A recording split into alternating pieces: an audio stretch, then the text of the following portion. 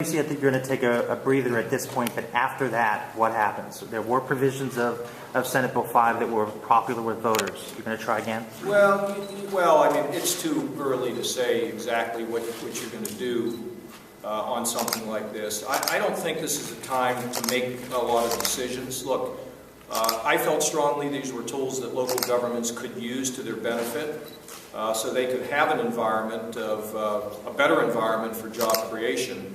You know, I've always been disturbed about the fact that we saved American Greetings and they left the town that they were headquartered in to move to another place where they felt they would be in better shape. That's not good for anybody. And so, look, I think we have to listen carefully to what local governments say they want, because the ability to, like I say, to bail them out, to somehow come to the rescue with, you know, with money, we don't have money to do that. So they may have some ideas, and I'm willing to listen to what they might need, you know, whatever relief they might need to allow them to meet these financial challenges today.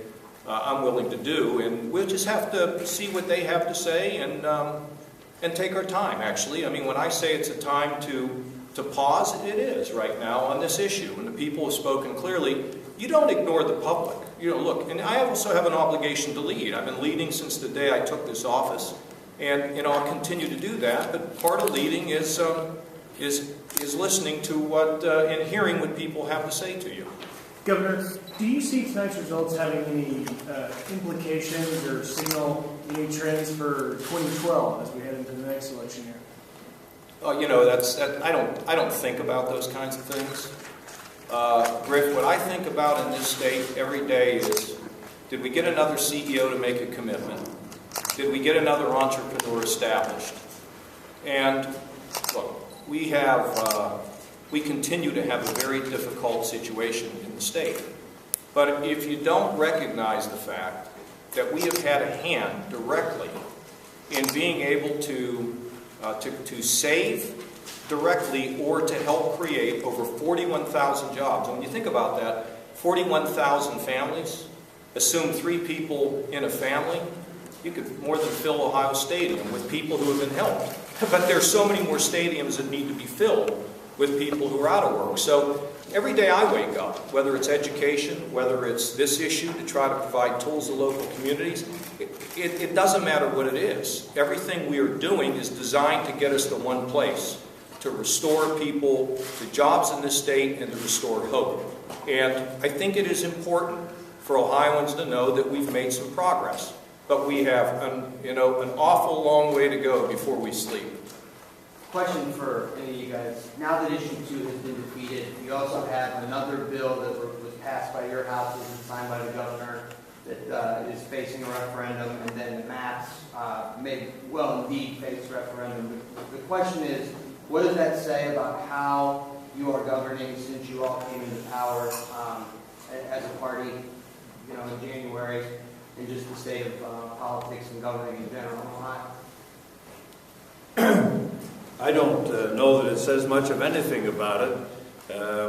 We have a political party in Ohio that apparently doesn't believe in some of the premises upon which our government was established, and so they're going to question things that way. That's their business, of course.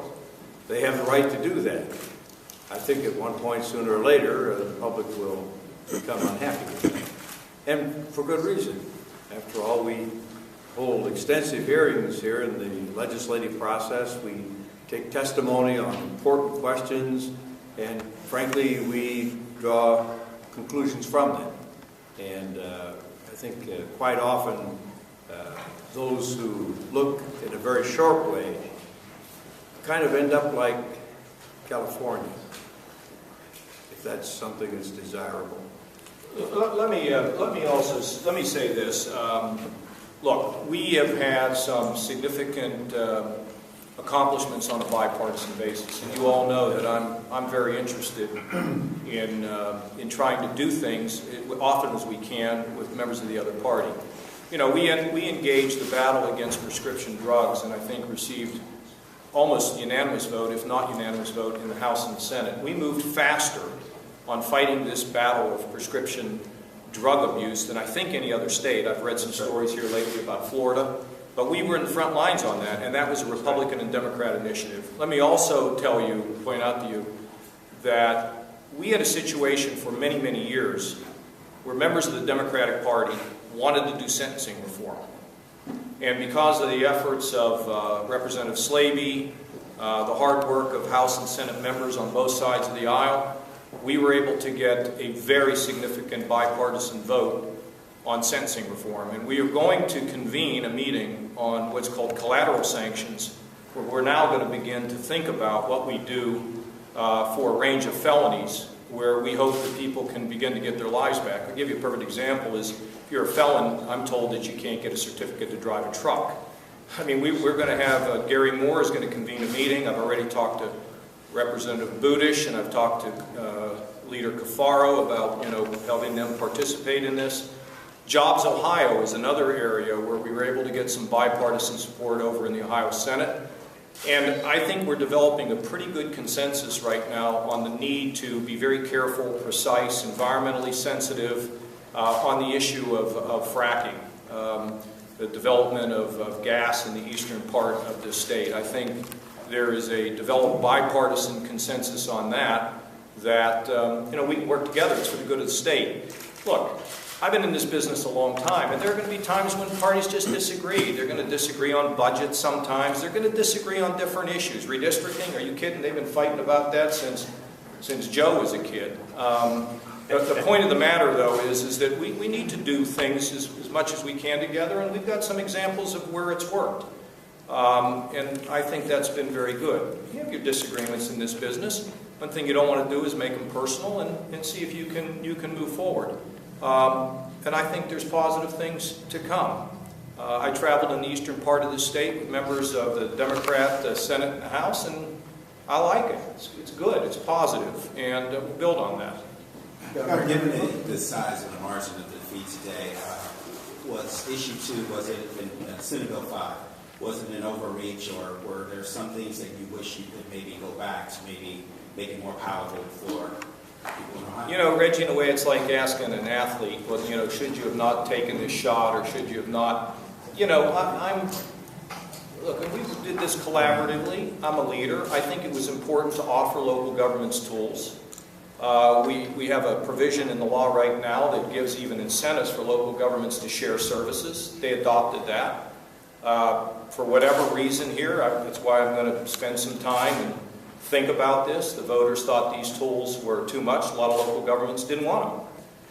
That's okay. I mean, that's okay. That's the way it goes. I mean, that's the way you compete in this business of public service. I don't want to look back. I want to look forward as to what we can do to make sure these communities are going to be in a position of where they're going to be business friendly. Because I never have a CEO come into my office and say, can you give me higher costs? Every single company that you are all aware of that I was able to work with comes in and says, how can we get lower costs? So we got to think about where we go forward. And look, back in my inaugural address and in my State of the State, we're one Ohio. We had a disagreement on this. The public has spoken. Now it's important that we take a breath and we get back together as an Ohioans and build a stronger Ohio. That's what I'm interested in. So I'm not going to look back, Reggie. I'm going to keep looking forward and keep moving forward. I think that's important. Well, Governor, as you go forward, what lessons did you learn from tonight's outcome? What were voters telling you? Voters, I think we're saying here, Joe, and again, it's what I want to spend some time reflecting on. They might have said it was too much, too soon. Maybe that was it. I don't really know, except I know this. When you try to move big things, you must do a good job of preparing the ground for people to understand what the issue was. Now, we had, the $8 billion budget hole. People understood we had a problem. They got behind it. I'm not sure that we were offering them a solution to a problem that they didn't think existed. But we'll just have to think about that a little bit and reflect on it. But Joe, obviously there's a lesson here, which is, the voters said this is not the tools that we want to help our communities go forward. That's okay. Let's find out what the set of tools are that will help them to be able to compete and win the jobs. That's what this is all about. Thanks, and you do that, we Thank you very talk to the unions.